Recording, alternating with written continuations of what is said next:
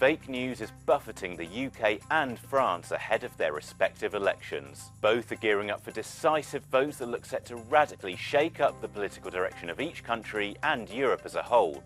But as usual, there's plenty of disinformation making the rounds, particularly targeting individual politicians.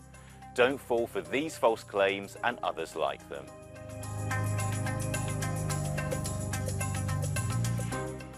This post on X says that the UK's former Home Secretary, Suella Braverman, used £25,000 in expenses to pay for her parents' electricity bills, rather than her own. It's apparently based on an investigation by British newspaper The Daily Mirror last year. It found that the Conservative politician claimed nearly £25,000 in household bills for a London house in 5 years, despite staying rent-free in her parents' home. This is within MP expenses rules, but Braverman was accused of exploiting the system at the time. Either way, the Mirror report makes no mention of Braverman using her MP expenses to pay her parents' bills. Elsewhere, an edited image shows Sir Keir Starmer, leader of the Labour Party, sitting beside predatory sex offender Jimmy Savile. The image isn't a new one, but is doing the rounds again in the run-up to the election. Labour's Shadow Chancellor Rachel Reeves published the original, unaltered photo on X in December 2022. It shows Starmer sitting next to former Prime Minister Gordon Brown, not Savile, whose face has been edited onto Brown's body.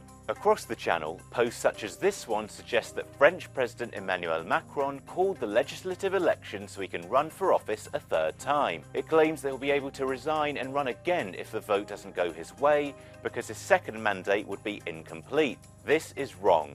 France's constitution clearly states that the president is elected for 5 years and can hold no more than 2 consecutive mandates. Then there's this post that says that Manuel Bompard, MP for the left-wing La France Insoumise party, is wearing a red triangle pin in support of Hamas. But this isn't right either. La France Insoumise says on its news platform that the badge is an anti-fascist symbol. It harkens back to the red triangles that political prisoners were forced to wear by the Nazis when they were detained in concentration camps. France heads to the polls for the second round of its legislative elections on Sunday, while the UK general election is on Thursday. As the far right appears to be making significant gains in France, the UK is set to swing left following 14 years of Conservative governments. Whichever way you vote, make sure you're not being caught out by dubious claims online. For more investigations and fact checks, take a look at our website, euronews.com.